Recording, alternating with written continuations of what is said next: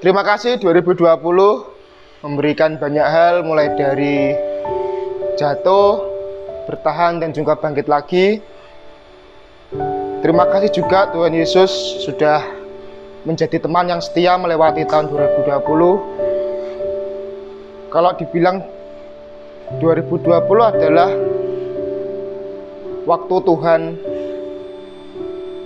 memulai rencananya dalam hidupku. Mulai dari membuka bisnis baru, kemudian mengerjakan tugas akhir, menyelesaikan tugas akhir, mencari pekerjaan, hingga sekarang sampai di tahun yang baru ini banyak sekali momen-momen yang sudah terlewati, suka maupun duka. Banyak sekali mukjizat Tuhan yang sudah nyata dalam hidup saya di tahun 2020. Suka maupun duka menjadi satu kesatuan untuk menjadi pribadi yang lebih baik. Banyak sekali hal-hal baru yang terjadi, banyak sekali tantangan-tantangan baru yang terjadi, mulai dari dunia bisnis, kesehatan, pendidikan, dan juga pekerjaan. Tahun 2020 ini sangat kompleks permasalahannya. Tidak hanya tentang masalah kesehatan dan pandemi ini, tapi aku juga belajar banyak tentang dunia kerja, tentang membangun relasi, kemudian dan juga pekerjaan. Semua yang sudah terjadi di tahun 2020, aku hanya ingin ngucapin terima kasih Tuhan. Tuhan sudah setia menemaniku hingga saat ini, hingga detik ini, bahwa aku saat ini masih diberi kesehatan, masih dilancarkan rezekinya, dilancarkan berkatnya, masih dipertemukan dengan orang-orang yang baik, teman-teman yang baik, dan sahabat yang baik. Terima kasih juga untuk teman-teman, untuk keluarga, untuk siapapun yang sudah hadir di tahun 2020, menjadi penyemangat, menjadi teman, menjadi telinga untuk aku cerita, dan juga menjadi mulut untuk menasihatiku untuk bangkit lagi. Saya mengucapkan terima kasih sebanyak-banyaknya. Tanpa Tuhan dan juga kalian, aku gak mungkin bisa melewati tahun ini dengan baik. Terima kasih 2020 karena telah mengajarkan banyak hal dalam kehidupan saya pribadi. Momen yang paling diingat ketika 2020 itu sewaktu masih di asrama. Jadi kalau biasanya kami itu setiap tahunnya ada acara perpisahan, farewell sama teman-teman seangkatan atau juga kakak tingkat atau adik tingkat. Karena pandemi ini tuh nggak ada perpisahan, jadi kalau pulang ya langsung pulang aja. Berkabarnya sekedar lewat WA group atau mungkin kalau ketemu dan lain sebagainya. Dan di antara teman-teman yang udah pulang itu, saya termasuk angkatan yang pulangnya paling terakhir dari satu angkatan. Di situ ngerasa bahwa kita perlu benar-benar ngehargain apa yang namanya kebersamaan, apa yang namanya kehadiran seseorang itu atau beberapa orang tuh memang benar-benar berarti gitu loh. Karena di saat itu benar-benar asrama kerasa sepi banget.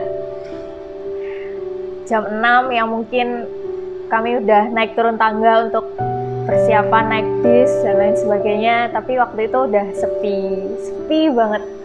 Ruang makan juga sepi banget. Di antara teman-teman itu juga, karena saya pulang yang paling terakhir, sempat menunda-nunda pulang sampai akhirnya bersyukur banget bisa dapat tiket kereta setelah penantian yang cukup panjang. Akhirnya bisa pulang ke Kediri. Setelah sebelumnya sewaktu di asrama juga sempat dengar kabar oma sakit. Itu juga sedih banget karena ngerasa aduh nggak bisa pulang juga, cuman bisa lewat video call, tahu keadaan oma yang waktu itu juga lagi lemah, ya cuman bisa ngedoain dan saling berkabar aja waktu itu. Tapi akhirnya bersyukur ada kesempatan untuk boleh pulang ke Kediri dan kuliah online di Kediri, ketemu sama keluarga sampai saat ini. Terima kasih 2020 telah memberikan banyak cerita, banyak sukacita, banyak duka juga.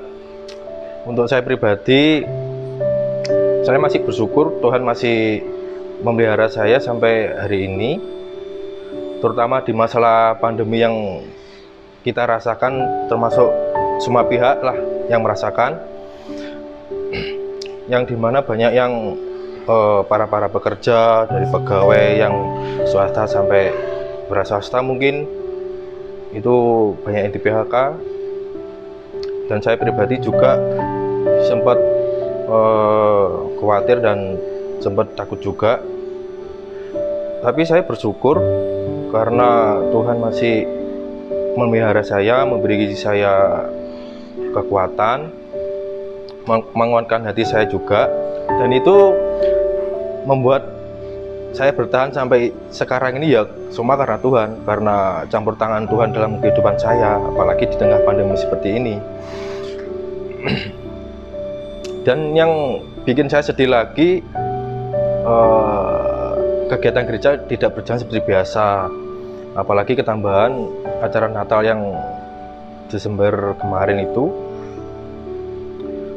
Tidak semua bisa mengikuti acara Natal di onset, termasuk yang dari tua muda, ya semua kalangan lah, dan sebagian harus merasakan via virtual.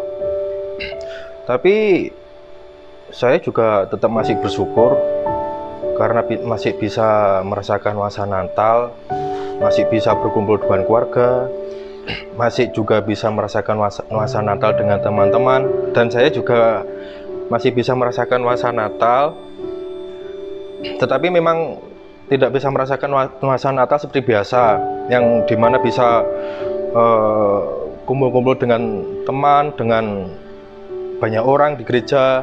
Nuansa Natal yang Desember kemarin itu memang beda, ya mungkin kendalanya memang ada COVID, ada pandemi seperti ini, tetapi saya masih bersyukur bisa merasakan nuansa Natal via virtual, dan saya masih tetap bisa berkumpul dengan keluarga.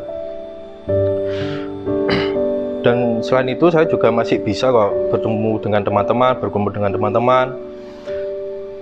Saya juga tetap masih bisa pelayanan. Itu semua karena anugerah dari Tuhan. Tanpa campur tangan Tuhan di hidup saya, mungkin saya belum seberuntung ini seperti orang-orang di luar sana mungkin yang masih kurang beruntung. Dan saya mengucap terima kasih juga, dan saya juga mengucap terima kasih juga untuk Tuhan karena pemeliharaan Tuhan untuk saya dari 1 tahun kemarin 2020, di mana saya merasakan ya susah, senang, sabar, bersyukur, sedih juga. Ya itu semua rencana Tuhan. Terima kasih 2020, tahun yang begitu berat bagi aku, mungkin bagi semua orang yang ada di dunia ini, bahkan mungkin bagi kamu juga yang sedang melihat ini. Tahun yang telah mengajarkan banyak hal, bagaimana kita harus bisa kuat, bagaimana kita harus bisa menghadapi semua cobaan-cobaan atau pelajaran hidup yang benar-benar real kita hadapin sama-sama di tahun ini. Mungkin permasalahanku sama seperti orang-orang yang ada di luar sana. Di tahun 2020, menurutku adalah tahun di mana Tuhan menunjukkan kekuasaannya yang begitu besar di kehidupan aku. Mungkin ini terlihat klise, atau mungkin kalian bisa ngecap aku sebagai orang sok suci, tapi real dari aku sendiri adalah setiap permasalahan yang ada di 2020, ternyata seberat apapun masalahmu, pasti ada jalan keluarnya. Seperti hutang yang harusnya bukan aku dan keluargaku yang membayar, tapi kita masih diberi berkat yang begitu luar biasa dari Tuhan. Akhirnya kita bisa menyelesaikan itu semua di tahun yang sama, di tahun yang berat. Di awal-awal tahun berat, tapi di akhir tahunnya kita bisa buat ngelarin itu semua. Nggak hanya itu, aku juga sama kok seperti kalian. Ada teman yang kita tahu sebelumnya dia sama kita, ternyata setelah ada pandemi ini mereka satu persatu meninggalkan kita karena suatu alasan. Aku juga merasakannya. Tapi di sisi lain aku juga sadar bahwa Tuhan tuh udah kasih tunjuk banyak hal di kehidupan aku dan kita mungkin. Jadi 2020 itu kenapa alasan aku bilang Tuhan menunjukkan kekuasaannya, ya karena itu tadi. Karena bagiku semua masalah yang berat-berat pun yang awalnya aku nggak percaya bahwa akan ada jalan keluar, tapi ketika kita percaya sama Tuhan ternyata satu persatu dibukakan dan semua selesai. Gila nggak sih, Tuhan kita tuh hebat banget.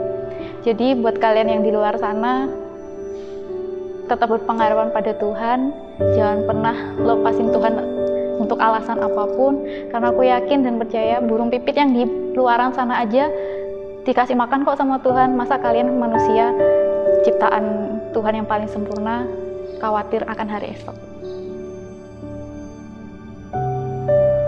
Saudara, ada banyak hal berharga yang Tuhan hadirkan di dalam kehidupan setiap kita. Sayangnya, sesuatu yang berharga itu baru kita tahu bahwa itu berharga ketika kita tidak lagi memilikinya atau kita tidak memiliki kesempatan untuk memiliki hal berharga tersebut. Dan di tahun 2020 sampai awal tahun 2021 ini kita ada di tengah situasi yang tidak mudah. Pandemi COVID-19.